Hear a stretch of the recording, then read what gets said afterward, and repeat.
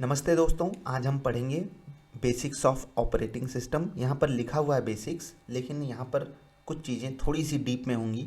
Chapter बड़ा है, बहुत ध्यान से पढ़िएगा। यहाँ से बहुत सारे क्वेश्चन बनते हैं एग्ज़ाम में, ध्यान से पढ़ना है हमको। आपको आगे बढ़ने से पहले मैं एक चीज़ आपके साथ डिस्कस करना चाहता हूँ। चलिए ब्लैक बैकग्राउंड कर लेता हूँ। देखो, आज थोड़ी सी तबीयत डाउन थी, ठीक है। नींद भी ठीक से पूरी नहीं हुई थी, लेकिन फिर भी मैंने ये बात ठानी अपने मन में कि भैया चलो लेक्चर तो रिकॉर्ड करना ही है, वरना स्ट्रीक टूट जाएगी। तो आपके लिए लेक्चर रिकॉर्ड करने में आ गया। आपको एक बात बताता हूँ, जब मैं लेक्चर नहीं रिकॉर्ड कर रहा था, मतलब उससे पहले मेरा दिमाग एकदम मुझे कन्विंस करने में लगा था, चलो यार आज थके हो, हट जाओ, मत रिकॉर्ड करो लेक्चर। लेकिन अंततः जब मैं आकर के बैठ गया तो मुझे लग रहा है कि जितनी एनर्जी मेरे पास पिछले दिन थी उतनी एनर्जी अभी है। मैं आराम से आधे घंटे का लेक्चर रिकॉर्ड कर सकता हूँ, कोई दिक्कत नहीं आएगी। लेकिन अभी थोड़ी ही देर पहले मेरा दिमाग मुझे कन्विंस करने में लगा हुआ था, अरे छोड़ो ना यार, थके हो, चलो आराम करो। इस वक्त रात के 12 बज रहे हैं, ठीक है। और अभी मैं आपके लिए लेक्चर रिकॉर्ड कर रहा हूँ। आप में से बहुत सारे लोग ऐसे होंगे जो रात को 12 बजे देख रहे होंगे। कुछ ऐसे महावीर होंगे जो रात को 2 बजे 3 बजे भी देखते हैं। कुछ सुबह 4-5 बजे देख रहे होंगे उठ के, ठीक है। अलग अलग टाइम पे कुछ लोग ऑफिस से देख रहे होंगे।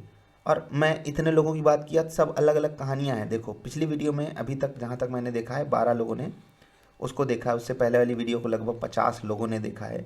और अभी तो ये सिलसिला चालू हुआ है। तो हो सकता है कि ये वीडियो भी 10-15 लोगों तक पहुँचे, और वो भी लोग ऐसे अलग अलग जगहों से देखें। तो आपके लिए मैं एक मोटिवेशन का काम करूँगा कि भैया मैं रात में 12 बजे थोड़ी सी तबीयत डाउन होने के बाद भी आपके लिए आधे घंटे का लेक्चर रिकॉर्ड करने के लिए बिल्कुल तैनात खड़ा हूँ। पूरा का पूरा ऑपरेटिंग सिस्टम हम लोग रिवाइज़ करेंगे। तो चलिए शुरू करते हैं, और जो चीज़ें होंगी हम वो डिस्कस करते रहेंगे। तो ऑपरेटिंग सिस्टम क्या है? An operating system is a system software. याद रखना, सिस्टम सॉफ्टवेयर और एप्लीकेशन सॉफ्टवेयर पे बहुत क्वेश्चन बनते हैं। तो ऑपरेटिंग सिस्टम एक सिस्टम सॉफ्टवेयर है that acts as an intermediary between the user and the computer hardware. देखो, ये आपका कंप्यूटर है, ये आप हो, ठीक है। अब इस कंप्यूटर में एक ओएस रहेगा, ऑपरेटिंग सिस्टम, जो इस कंप्यूटर को चलाएगा। इसीलिए इसको सिस्टम सॉफ्टवेयर भी कहा जाता है। और इस ओएस से आप कनेक्ट करोगे, आप ओएस से कनेक्ट करोगे ऑपरेटिंग सिस्टम को। आप बोलेगे भैया मुझसे ये काम करवाओ कंप्यूटर के अंदर, तो ऑपरेटिंग सिस्टम आपको वो काम करवा के देगा। आपने बोला भैया हमारी MP4 फाइल प्ले कराओ, तो ऑपरेटिंग सिस्टम एक सॉफ्टवेयर को, जो कि होगा एप्लीकेशन सॉफ्टवेयर, उसको बोलेगा इनकी ये वाली वीडियो आप प्ले करके दिखाओ, इनको देखना है, इनको मनोरंजन करना है। तो बस ऐसे ही होता है ऑपरेटिंग सिस्टम का वर्किंग प्रोसीजर, ठीक है। आसान था, आसान ही होना चाहिए। अब हम थोड़ा सा तेज चलेंगे। आपने डेफिनेशन जान ली और कुछ ज्ञान भी जान लिया। It manages all hardware. देखो, सिस्टम सॉफ्टवेयर है तो उसका काम ही यही है कि वो सिस्टम की चीज़ों को मैनेज करेगा, हार्डवेयर को मैनेज करता है। और जो अभी मैंने आपको बताया ना, सॉफ्टवेयर को भी मैनेज करता है। उसको कौन सा रिसोर्स प्रोवाइड करना है, कितनी देर के लिए प्रोवाइड करना है, सारा काम ऑपरेटिंग सिस्टम का होता है। एक ऐसा इन्वायरमेंट ये बनाता है जहाँ पर यूज़र जो है आसानी से बिना किसी दिक्कत के अपना प्रोग्राम एग्जीक्यूट कर सके। याद रखना, कंप्यूटर में जब भी आप किसी चीज़ को, किसी एप्लीकेशन को ओपन करना चाहते हो या किसी चीज़ को कंप्लीट करना चाहते हो, उसको एग्जीक्यूशन बोला जाता है। एग्जीक्यूशन, या ऐसे दूसरे भाषा में समझ लो, कंप्यूटर में वो प्रोग्राम एग्जीक्यूट होता है, ठीक है। ऐसे जब आप बोलते हो ना कोई चीज़ ऑन हुई, तो ऐसे मान लो कि वो चीज़ एग्जीक्यूट हुई। Without an operating system a computer can not function effectively. बिल्कुल सही बात है, ऑपरेटिंग सिस्टम के बिना कंप्यूटर चल ही नहीं सकता है। हाँ, कुछ छुटमुट चीज़ें आप कर सकते हो, जैसे बायोस यूज़ कर सकते हो बिना ऑपरेटिंग सिस्टम के, बाइनरी इनपुट आउटपुट सिस्टम। वहाँ पर कुछ बहुत बेसिक फंक्शनैलिटी कंप्यूटर की होती हैं, जहाँ पर कोई एप्लीकेशन सॉफ्टवेयर नहीं होते। आप वहाँ से कुछ खास पता नहीं लगा पाओगे। जो कंप्यूटर के फ़ैन हैं, ठीक है, जो कंप्यूटर का प्रोसेसर है, हार्ड डिस्क है, इनके बारे में थोड़ी बहुत इन्फॉर्मेशन वहाँ से मिलती है। बाकी अगर आपको कुछ रियल में काम करना है तो उसके लिए तो ऑपरेटिंग सिस्टम की ज़रूरत पड़ेगी ही पड़ेगी, ठीक है। एग्जाम्पल क्या है ऑपरेटिंग सिस्टम के? Windows mostly used on PCs, Linux, Mac OS, Android, iOS। Mac OS और iOS एप्पल के हैं, एंड्रॉयड गूगल का है, लिनक्स ओपन सोर्स है, ठीक है, बिल्कुल ओपन सोर्स है। बहुत सारे लिनक्स के डिस्ट्रोज हैं, उबंटू है, लिनक्स मिंट है, काली लाइनक्स है, ऐसे ऐसे बहुत करके हैं। आप यूज़ कर सकते हो अपनी पीसी में, फ्री ऑफ कॉस्ट आते हैं। और विंडोज़ अभी लेटेस्ट 11 चल रहा है, इससे पीछे 10 और 8 वगैरह आया था, आपने यूज़ किया होगा। The OS is often referred to as the heart और सोल ऑफ द कंप्यूटर। ये क्वेश्चन पूछा जा सकता है कि हार्ट और सोल कंप्यूटर का किसको कहा जाता है, तो आप क्या बोलोगे भैया कि हार्ट एंड सोल होता है कंप्यूटर का ऑपरेटिंग सिस्टम। तो ये हो गई बात ऑपरेटिंग सिस्टम की। अब यहाँ पर कुछ बातें लिखी हुई हैं, थोड़ा सा समझने की ज़रूरत है कि हम कल मैंने एक बात बोली थी पिछली वीडियो में, ह्यूमन वेयर, या ये ऐसे मान लो सिस्टम यूज़र, इसको हम ह्यूमन वेयर के नाम से भी जान सकते हैं, आ सकता है क्योंकि नया टर्म यूज़ किया जा रहा है। अब ये वर्ड का सिंबल है, मेल का है, एक्सेल का है, नेटफ्लिक्स का है। ज़रूरत पड़ी हमने इस ऑपरेटिंग सिस्टम पे इसको यूज़ करना चाहा, किसी भी OS पे हमने आगे इसको भेजा और उसका जो आउटपुट है वो हमारे सामने एक हार्डवेयर के थ्रू आ गया। ठीक है, ऑपरेटिंग सिस्टम ने सिस्टम सॉफ्टवेयर को दिया, सिस्टम सॉफ्टवेयर ने आपके सामने आउटपुट जनरेट करके दे दिया। तो ऐसी फंक्शनैलिटी होती है, सिर्फ समझने के लिए है। यहाँ से आपके सामने कुछ खास क्वेश्चन बनेगा नहीं, लेकिन जहाँ से क्वेश्चन बनेगा वो है फंक्शंस ऑफ ऑपरेटिंग सिस्टम। बहुत ध्यान से इसको समझिएगा। तो operating system perform several important task that make computer use possible and efficient. ठीक है, तो ऑपरेटिंग सिस्टम क्या करता है, जो कंप्यूटर के उपयोग को संभव और प्रभावी बनाते हैं। तो भैया देखो, अगर ऑपरेटिंग सिस्टम रहेगा ही नहीं तो कंप्यूटर का उपयोग ढंग से आप कर भी नहीं पाओगे ना। तो वहाँ पर कुछ चीज़ें होनी चाहिए। तो सबसे पहला तो प्रोसेस मैनेजमेंट ही होना चाहिए। जैसे कि मान लो कि एक मंदिर में प्रसाद बंट रहा है और अगर लोग लाइन से नहीं आए, भाई यहाँ बंदा खड़ा रहेगा, देने वाला एक को 1% एट अ टाइम वो दे देगा। अब मान लो सब एक साथ ही आ गए, छीनने झपटी हो जाएगी ना। बस वही है, प्रोसेस मैनेजमेंट को आसान भाषा में ऐसे ही समझ लो आप। बाकी यहाँ पर लिखा हुआ है, it manages the execution of multiple processes by allocating CPU time. आपको मैंने बताया था बेसिक्स ऑफ कंप्यूटर में कि millions of instruction per second चलता है कंप्यूटर प्रोसेसर, लेकिन फिर भी उसको CPU को टाइम एलोकेट करना पड़ता है। अदरवाइज मान लो कि आपने 4 टास्क दे दिए हैं कंप्यूटर को, तो अगर वो चारों को टाइम दे रहा है एक साथ, तो वो CPU एलोकेशन की बदौलत ही दे रहा है, जिसको आप एक एंगल से प्रोसेस मैनेजमेंट ही समझ सकते हो। ठीक, और जब वो चारों पे आपने देखा होगा कि आपने MP3 भी प्ले किया हुआ है, वर्ड पे काम भी कर रहे हो, ठीक है, बगल में क्रोम भी खुला हुआ है, टाइम भी चल रहा है, सारी चीज़ें हो रही हैं कंप्यूटर पे, तो एक साथ कई सारे प्रोसेसेस चलते रहते हैं क्योंकि टाइम शेड्यूलिंग सही से हुई है। इसी को बोला जाता है प्रोसेस मैनेजमेंट। और ये ऑपरेटिंग सिस्टम का सबसे सबसे सबसे ज़्यादा इंपॉर्टेंट पार्ट होता है कि वो आपके प्रोसेसर के लिए प्रोसेस मैनेजमेंट कराने की जिम्मेदारी उठाता है। ठीक है, तो याद रखना इस चीज़ को, ऑपरेटिंग सिस्टम का ये बहुत इंपॉर्टेंट पार्ट है। It handles process creation, scheduling और टर्मिनेशन, ये तीनों चीज़ें करता है। पहले तो प्रोसेस को क्रिएट करेगा, चलो भैया हमको ये काम करके देना है, उसका शेड्यूल बनाएगा, कब करना है, कितनी देर में करना है, और जब उसको बंद करना होगा तो उसको टर्मिनेट कर देगा। इस पे सवाल नहीं बनते हैं, लेकिन बस आपको ये बात पता होनी चाहिए, अदरवाइज आप कभी आगे कंफ्यूज भी हो सकते थे कि ये प्रोसेस मैनेजमेंट प्रोसेसर में खुद होता है या इसको ऑपरेटिंग सिस्टम करता है। अब दूसरी चीज़ है मेमोरी मैनेजमेंट। ये ऑपरेटिंग सिस्टम का ऐसा हिस्सा है जिसका मतलब वो है इफेक्ट जो है वो यूज़र पे ज़्यादा पड़ता है। ठीक है, कैसे, अभी मैं आपको बताता हूँ। OS keeps track of each byte of memory and manages allocation and deallocation. पहली बात तो कोई भी आपने प्रोग्राम ओपन किया, मान लेते हैं आपने गूगल क्रोम ओपन किया, ठीक है, उसको मेमोरी की ज़रूरत पड़ेगी ना, मेमोरी की ज़रूरत पड़ेगी मतलब रैम की ज़रूरत पड़ेगी। तो ऑपरेटिंग सिस्टम क्या करेगा, बोल देगा लो भाई थोड़ा हमारा रैम ले लो और यूज़र के लिए खुल जा सिम।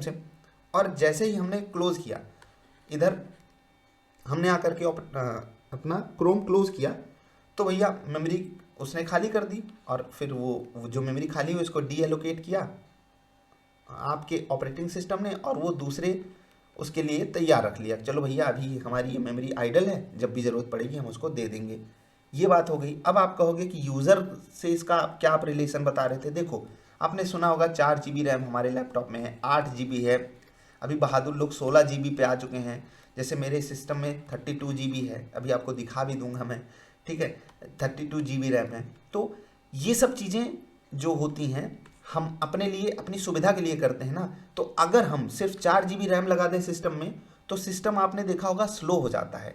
तो क्योंकि मेमोरी मैनेजमेंट करने के लिए भाई मेमोरी भी तो होनी चाहिए। अगर मेमोरी ही कम है तो ऑपरेटिंग सिस्टम कहेगा भाई कम है तो हम थोड़ा थोड़ा करके ही काम करवा रहे हैं, तो इसलिए कंप्यूटर स्लो हो जाता है। अब आपने अगर दिमाग लगाया हो तो यहीं से आप समझ जाते हो ज़्यादा रैम लगाने से मेमोरी मैनेजमेंट आसान हो जाती है भाई। खुली जगह है, कहीं भी किसी को भी हम एलोकेट कर दे रहे हैं तो ज़्यादा ओएस पे लोड नहीं पड़ता। इसीलिए जो ऑपरेटिंग सिस्टम का ये वाला काम है वो आसान कर देता है किसको, हमारे प्रोग्राम की ओपनिंग टाइम को, क्लोजिंग टाइम को, या ऐसे मान लो कि जब हम उस पर काम कर रहे होते हैं तो वहाँ पर रिस्पॉन्स टाइम को, सब चीज़ें आसान कर देता है। तो इसीलिए हमको रैम वगैरह अपग्रेड कर लेना चाहिए जब भी ज़रूरत पड़े। और आखिरी बात है is it ensures that program do not interfere with each others memory. जैसे कि मान लेते हैं कि यहाँ पर हमने किसी उसको 6 7 जो भी 8 बाइट हमने दे दिया। अब इस मेमोरी में कोई और प्रोग्राम तब तक नहीं आ सकता जब तक, अगर एलोकेट कर दिया है ऑपरेटिंग सिस्टम ने तो मजाल है, किसी की हिम्मत है कि यहाँ पर जब तक डी एलोकेशन ना हो कोई और प्रोग्राम घुस जाए, नहीं घुस सकता। और यही खूबी होती है मेमोरी मैनेजमेंट की। इसीलिए तो भैया ऑपरेटिंग सिस्टम इतना ज़रूरी होता है, नहीं तो हम खुद ही ना कर लेते सारे काम। फाइल मैनेजमेंट भी करता है, और जैसे कि अभी मैंने बोला था ना मेमोरी मैनेजमेंट के बाद मेमोरी मैनेजमेंट यूज़र के लिए ज़रूरी है, और फाइल मैनेजमेंट तो ऐसे समझ लो कि पूरा का पूरा ये यूज़र के लिए ही होता है। It manages all files on storage devices like creation, reading, writing और डिलीशन, सारी चीज़ें ये ऑपरेटिंग सिस्टम हमारे लिए करता है। फाइल एक्सप्लोरर जैसी सुविधाएं हमको देता है।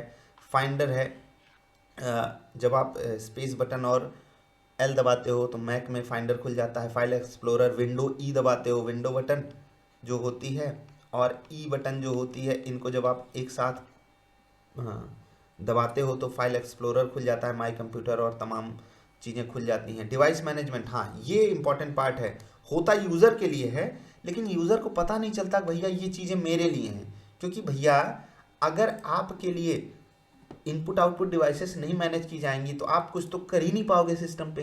तो इसलिए ये समझो यूज़र के लिए ही पूरा होता है। OS manages input output devices through device drivers. आपने कभी ड्राइवर अपडेट किए हैं?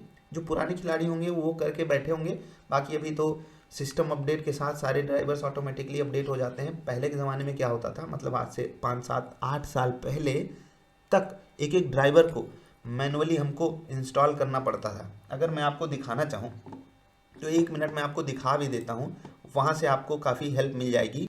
आप इसको सर्च करके खोल भी सकते हो अपने उस पर भी, किस पे क्या बोलते हैं, खुद के लैपटॉप या कंप्यूटर पे। और यहाँ से जैसे कि आप किसी पे भी क्लिक करोगे तो यहाँ पर आप इसको अपडेट कर सकते हो ड्राइवर मैनुअली आकर के, ठीक है। और अगर आप ये चाहते हो कि ये ऑटोमेटिकली सारी चीज़ें खुद से ही अपडेट हो जाएं तो आप क्या कर सकते हो, जा करके सिस्टम को अपडेट कर दो और वहाँ से हो जाएगा। आपके सिस्टम में जितनी भी चीज़ें लगी हुई हैं, एक एक चीज़ यहाँ पर लिस्टेड है, कीबोर्ड, मॉनिटर, इनपुट आउटपुट, सारी डिवाइसेस यहाँ पर आपके सामने हैं। और उनको आप अनइंस्टॉल भी कर सकते हो, इंस्टॉल उनका नया ड्राइवर भी कर सकते हो, और यहीं से आपके जो हार्डवेयर डिवाइसेस होती हैं वो चलती हैं, ये याद रखना। तो ये थी ज़रूरी इन्फॉर्मेशन, मैंने सोचा आपको दिखा देता हूँ। एक और इन्फॉर्मेशन मैंने आपसे बोला था कि आपको दिखानी ज़रूरी है, तो मेरे लैपटॉप में देखो अभी 32 GB की मेमोरी है, इंटेल i7 10700 CPU लगा हुआ है, ठीक है। और आपके लिए और तो कुछ खास है नहीं, विंडोज़ 10 प्रो इसमें पड़ा हुआ है। तो बस ये इन्फॉर्मेशन थी छोटी सी। जैसे कि मैंने आपको बताया कि ओएस जो है इनपुट आउटपुट डिवाइसेस को डिवाइस ड्राइवर्स के थ्रू मैनेज करता है, मैंने आपको दिखा दिया। It ensures smooth communication between hardware and applications, अच्छे से कम्युनिकेशन हो पाए हार्डवेयर और एप्लीकेशन के बीच में। तो इसको जो ऊपर हमने देखा ना, क्या ये मेमोरी मैनेजमेंट और प्रोसेस मैनेजमेंट, इसके तहत वो मैनेज कर लेता है आराम से। अब सिक्योरिटी और एक्सेस कंट्रोल की बात करते हैं। ओएस जो है वो हमारा डेटा और प्रोग्राम को अनऑथराइज्ड एक्सेस से प्रोटेक्ट करता है, पासवर्ड वगैरह लगवाता है अलग अलग जगहों पे। कभी आप अपनी फाइल को भी सेव कर सकते हो, फोल्डर को भी सेव कर सकते हो, हार्ड ड्राइव को भी सेव कर सकते हो। और जब आप विंडोज़ में लॉगिन वगैरह करते हो तो उसकी भी जिम्मेदारी ओएस की ही होती है कि सिक्योरली आपके लिए चीज़ें क्रिएट करके दे। यूज़र इंटरफेस तो आपको देता ही है, जैसे आपके पास विंडो बटन पहले थी, फिर गायब हुई, फिर वापस आ गई, और ढेर सारे, कभी किसी को एप्पल पसंद आता है, किसी को विंडोज़ पसंद आता है, किसी को एंड्रॉयड पसंद आता है। मतलब तमाम चीज़ें हैं, वो आपके ऊपर है कि आप ग्राफिकल कितने मतलब कितने दीवाने हो ग्राफिक्स के, ठीक है। ओएस एक इंटरफेस देता है कि आप उसके तहत अपने कंप्यूटर से कनेक्ट कर सको। अलग अलग ऑपरेटिंग सिस्टम अलग अलग तरीके का इंटरफेस देते हैं। CLI भी हो सकता है। CLI मतलब वो क्या बोलते हैं, कमांड लाइन। आप विंडो आर बटन एक साथ दबाओ, विंडो प्लस आर, और वहाँ पर लिखो CMD, कमांड लाइन आ जाएगा, और वहाँ पर आप कुछ भी लिख दो, टाइम लिख दो, टाइम दिखाएगा, पिंग कर सकते हो, नए फोल्डर बना सकते हो, CHK DSK लगा सकते हो, मतलब तमाम चीज़ें वहाँ पर आपके लिए एज अ पॉसिबिलिटी है। सॉफ्टवेयर इंस्टॉल कर सकते हो, तमाम चीज़ें, और वो कमांड लाइन के थ्रू होगा। आपके कोई यूज़र इंटरफेस ग्राफिकल वाला उसकी ज़रूरत नहीं पड़ेगी। बाकी ग्राफिकल यूज़र इंटरफेस तो हम में से 99% लोग तो यूज़ करते ही रहते हैं। ठीक है। अब रिसोर्स एलोकेशन क्या होता है, OS जो है वो डिस्ट्रीब्यूट कर देता है CPU को, मेमोरी को, डिवाइसेस को अलग अलग प्रोग्राम्स के लिए। किसी प्रोग्राम को ज़्यादा CPU पावर की ज़रूरत पड़ेगी कि भैया अभी हम यहाँ पर प्रोसेसिंग पावर चाहिए, कहीं किसी को मेमोरी ज़्यादा चाहिए, जैसे गूगल क्रोम तो पूरी मेमोरी चूस जाता है। CPU चूसने के लिए गेम्स होते हैं या एडिटिंग सॉफ्टवेयर्स होते हैं। और डिवाइसेस आपके माउस कनेक्ट हुए, मेरा माइक कनेक्ट है, मेरी पेन कनेक्ट है, ठीक है, हेडफोन कनेक्ट है, तो अलग अलग चीज़ें होती हैं। किसको क्या देना है वो काम OS ही करता है। एरर हैंडलिंग भी OS करता है, डिटेक्ट करता है, हैंडल करता है एरर को, जिससे कि फंक्शनिंग आराम से चलती रहे। Operating system, batch operating system एक होता है, ये टाइप हैं याद रखिएगा। एग्जीक्यूट करता है एक साथ, बैचेस में यहाँ पर काम आते हैं, और उसको ये एक साथ बैच में बनाएगा और बोल देगा चलो भाई इसको निपटाओ, चलो भाई इसको निपटाओ। समझ रहे हो, बैच से नाम से ही समझ में आ रहा है। यूज़र का यहाँ पर कोई इंटरेक्शन नहीं होता है।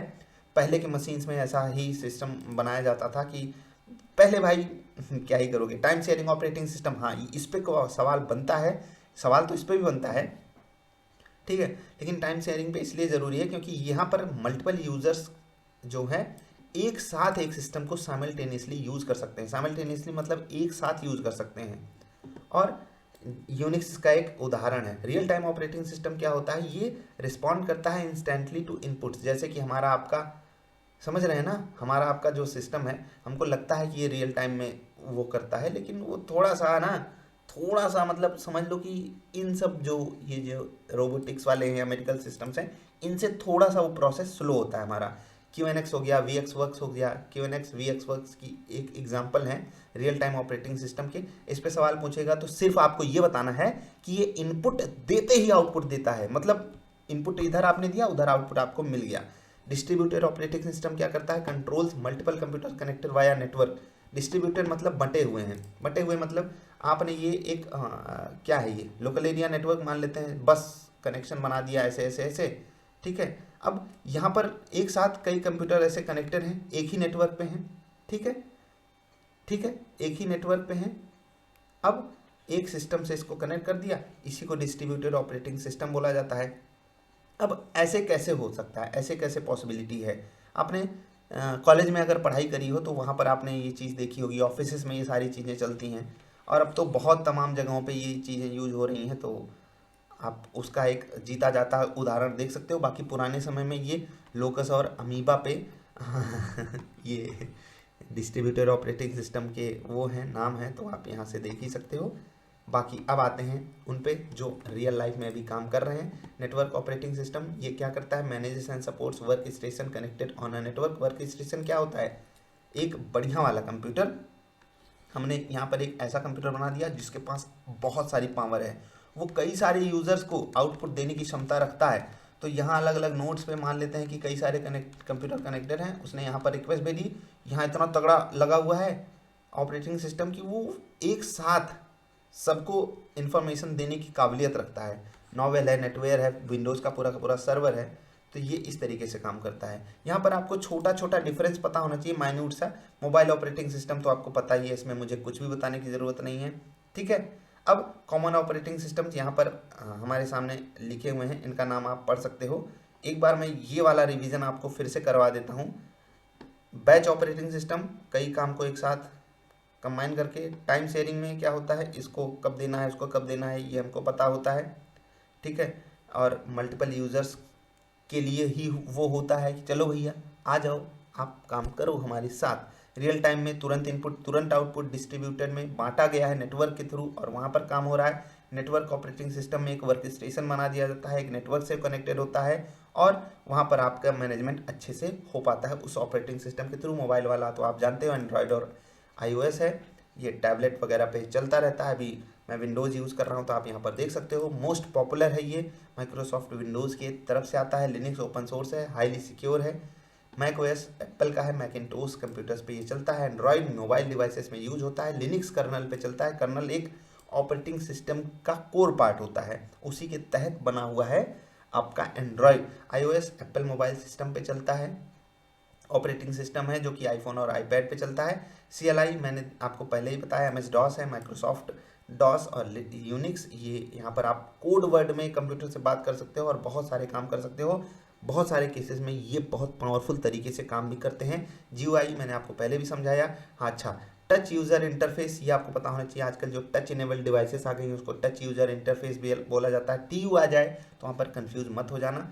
तो अब मॉडर्न जो सिस्टम है वो सपोर्ट करते हैं CLI भी, GUI भी, और अब तो TUI तो है ही हर जगह। अच्छा, बूटिंग प्रोसेस, इस पे सवाल आता है। Booting means starting the computer and loading the operating system into memory. अब हम जब कंप्यूटर को स्टार्ट करते हैं तो जो ऑपरेटिंग सिस्टम है ना वो हमारे रैम में आता है, रैम में आ जाता है और फिर हमारे लिए तैयार हो जाता है, चलो भैया हम आ गए। अब जब पावर पे हम क्लिक करते हैं तो बायोस जो है, binary input output system, power on self test करता है, ठीक है, पोस्ट जिसको बोला जाता है। तो इसका फुल फॉर्म आपको याद रखना है, ठीक। आगे बढ़ते हैं। ये पावर ऑन हमने किया, बायोस UEFI पोस्ट ऑपरेशंस हुए कि चलो भैया post operation power on self test मैंने आपको बताया। बूट डिवाइसेस जो भी है, हार्ड डिस्क से उठाओ, पेन ड्राइव से उठाओ, CD से उठाओ। आपको मैं एक बात बताता हूँ, शायद आपको इस बात पे ताज्जुब हो कि आप एक पेन ड्राइव से बिना कोई सॉफ्टवेयर इंस्टॉल किए, केवल एक पेन ड्राइव से आप किसी भी कंप्यूटर में लिनक्स ऑपरेटिंग सिस्टम या एंड्रॉयड ऑपरेटिंग सिस्टम और अब तो विंडोज़ भी, ठीक है, चला सकते हो डायरेक्टली। बूट लोडर में गया, ठीक है, और फिर ऑपरेटिंग सिस्टम हमारे सामने है, कर्नल के थ्रू सिस्टम प्रोसेसेस यूज़र के लिए तैयार हो जाते हैं, ठीक है। तो ऐसे ही काम करता है, इस पर आपका सवाल नहीं बनेगा, तो कुछ बहुत ज़्यादा उस पर ध्यान नहीं दीजिएगा। अब आते हैं इस पे, operating system is loaded from storage into main memory, RAM की बात हो रही है। Finally the system becomes ready for user interaction. Password डलवाता है, आप पासवर्ड नहीं डाले हो तो ऐसे ही खुल जाता है। दो तरीके की बूटिंग होती है, कोल्ड और वार्म, इस पे आपको ध्यान रखना है।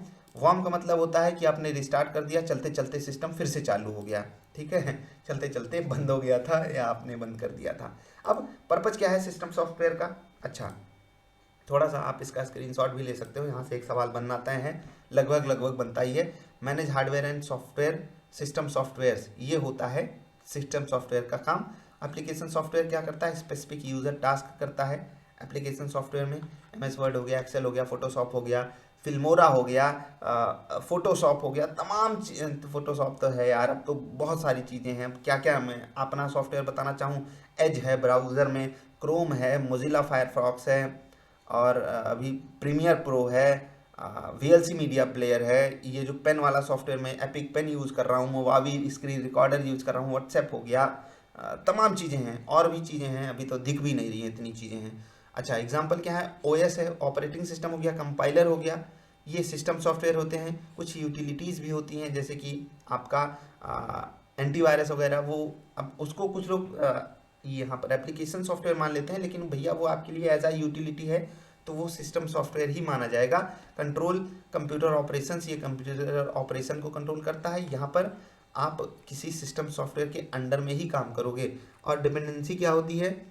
यहाँ पर एप्लीकेशन सॉफ्टवेयर की कोई ज़रूरत नहीं पड़ती है, लेकिन यहाँ पर सिस्टम सॉफ्टवेयर की ज़रूरत पड़ती है। इस पे आपसे सवाल पूछा जा सकता है कि कौन सा किसके बिना नहीं चल सकता है, तो आप बता देना भैया ये वाला इसके बिना नहीं चल सकता है, हमको तुमसे प्यार बहुत है।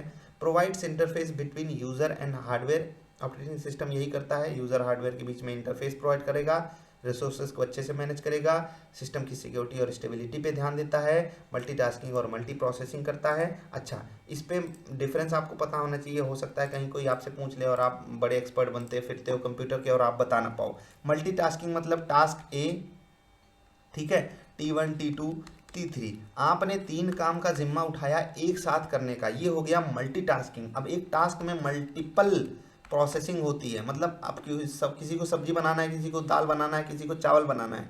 चावल में भी भाई पानी डालना पड़ता है, ठीक है, सीटी लगानी पड़ती है, अब दाल बनाने में भी ये कुछ ऐसे प्रोसेस है, रोटी बनाने में थोड़ा कठिन या सब्जी बनाने में थोड़ा कठिन प्रोसेस है, लेकिन ये छोटे छोटे प्रोसेसेस हैं और ये एक टास्क है। टास्क के अंडर टास्क को करने के लिए कुछ और प्रोसेसेस की ज़रूरत पड़ती है, इसीलिए मल्टीपल कोर वाले प्रोसेसर्स आपने देखे होंगे। एक प्रोसेसर में कई सारे कोर हैं, आप क्वाड कोर प्रोसेसर देखते होगे, हेक्सा कोर देखते होगे, ऑक्टा कोर देखते होगे, डेका कोर देखते होगे। तो ये सब प्रोसेसर्स हैं और वो आपके एक समय पे कई सारे काम को इसीलिए आसानी से मैनेज कर पाते हैं क्योंकि वो मल्टी कोर प्रोसेसर्स है। तो आपने आई होप डिफरेंस समझ लिया होगा मल्टीटास्किंग और मल्टी प्रोसेसिंग में। तो भैया ऑपरेटिंग सिस्टम की बदौलत ही ये सब चीज़ें हो पाती हैं। फाइल मैनेजमेंट, मेमोरी मैनेजमेंट और डिवाइस मैनेजमेंट में हेल्प करता है, स्मूथ यूज़र एक्सपीरियंस और परफॉर्मेंस प्रोवाइड करता है। इंपॉर्टेंट पॉइंट्स आप यहाँ पर नोट कर सकते हो कि बैकबोन है एवरी कंप्यूटर सिस्टम का, ठीक है। It acts as a bridge between hardware and user, ये भी सबको पता है। मेकिंग कंप्यूटिंग पॉसिबल, आराम से आप कंप्यूटिंग पॉसिबल कर सकते हो। आपको बता दूं कंप्यूटर जब बनने की तैयारी हो रही थी तो सबसे पहले एक कंप्यूटर की जगह कंप्यूट करने वाली मशीन जिसको हम कैलकुलेटर जानते हैं, वो कैलकुलेटर बनाया जा रहा था। एनालिटिकल इंजन का नाम सुना है? ये एनालिटिकल इंजन, इसके बारे में आपको पता करना चाहिए। इस पे सवाल भी कभी कभी पूछ लेता है। एनालिटिकल इंजन पहला कंप्यूटर सिस्टम ऐसे मान लो। तो भाई साहब कमाल कमाल की चीज़ें हुई हैं, बनाते कुछ थे बन कुछ जाता था। Understanding OS basics helps learners in managing and using ICT tools effectively. हाँ भाई, आपके एमआरएस एग्जाम के लिए ये ज़रूरी है कि जब आप ऑपरेटिंग सिस्टम के बेसिक्स को जान लेते हो तो आप आईसीटी टूल्स को बहुत आसानी से मैनेज कर पाते हो। कई सारे लोगों को यूज़र इंटरफेस ही नहीं समझ में आता, अगर उनको ऐसे चीज़ें आसानी से पता हो तो आराम से वो काम कर सकते हैं। Hence the study of operating system in fundamental for anyone entering the digital world। हाँ भाई, आप कंप्यूटर पे आ रहे हो, मोबाइल चला रहे हो, तो आपको ओएस के बारे में तो पता होना ही चाहिए। अब आपके सामने है रिवीजन, डेफिनेशन यहाँ पर दी हुई है, मैंने आपके साथ डिस्कशन ये सारी चीज़ें की हुई हैं। पर्पज़ आप देख सकते हो, एग्जाम्पल्स आप देख सकते हो, हाँ ठीक है। Process management, memory management, file management, device management, security, user interface, error handling, resource allocation, ये सारी चीज़ें होती हैं एक ऑपरेटिंग सिस्टम की खूबी। यहाँ पर आप सारी चीज़ें देख भी सकते हो। Process management, memory management, file management, device management, security management, user interface, types of interface, ये सब आपको पता होना चाहिए। CLI, GUI, TUI, ये तीनों आपको पता होना चाहिए। बूटिंग प्रोसेस 2 तरीके का होता है, आपको पता ही है। ये क्विक रिवीजन है। बैच ओएस क्या होता है? बैच में डेटा प्रोसेस करवाता है, टाइम शेयरिंग में टाइम आ जाओ भैया एक साथ भी कर लो। रियल टाइम में खटाखट होता है। डिस्ट्रीब्यूटर में नेटवर्क के थ्रू डिस्ट्रीब्यूट कर दिया जाता है। Network operating system, mobile operating system, ये तो मॉडर्न ज़माने के हो गए। और बैच वाला तो यहाँ पर आ ही गया था। अच्छा, ये हिंदी में लिखा हुआ है आपके सामने, ये एग्जांपल्स हैं। सिस्टम और एप्लीकेशन सॉफ्टवेयर में मैंने अच्छे से आपको डिफरेंस बता ही दिया है। तो बस यार वीडियो यहीं तक रखते हैं। अगला जो पार्ट होगा वो थोड़ा सा इम्पोर्टेंट है और वहाँ से भी क्वेश्चन काफ़ी बनते हैं, वो है MS ऑफिस का। तो उसको हम डिस्कस करेंगे अगली वीडियो में। तो अभी के लिए आपसे मैं विदा ले रहा हूँ। यहाँ पर आप ये सारी चीज़ें देख सकते हो, मैंने धीरे धीरे आपके सामने आगे इसको कर दिया। MS ऑफिस हम पढ़ेंगे अगली वीडियो में। अभी इस वीडियो को ख़त्म करते हैं। चैप्टर बड़ा था, मैंने थोड़ी सी कहीं जल्दबाजी कर दी है, लेकिन छोड़ा कुछ भी नहीं है और आप कोई भी चीज़ खुद भी पढ़ के समझ सकते हो, इतने तो समझदार हो ही। ये क्विक रिवीजन सीरीज़ है तो आपके लिए छोड़ मैं कुछ भी नहीं रहा हूँ, एक एक चीज़ आपके साथ डिस्कशन कर रहा हूँ, तो जिससे आपके लिए भी रिवीजन करना एकदम आसान हो जाए। तो बस यहाँ तक आए हो तो वीडियो लाइक कर देना। मुझे एक ही 2 लोगों से उम्मीद है, लेकिन जो भी यहाँ तक पहुँचो वो लाइक ज़रूर करना। मुझे भी एक छोटा सा मोटिवेशन आपकी तरफ से मिलना चाहिए भाई, इतना तो आपको लग ही गया होगा कि मैं डिज़र्व करता हूँ। वीडियो देखने के लिए आपका नमस्कार।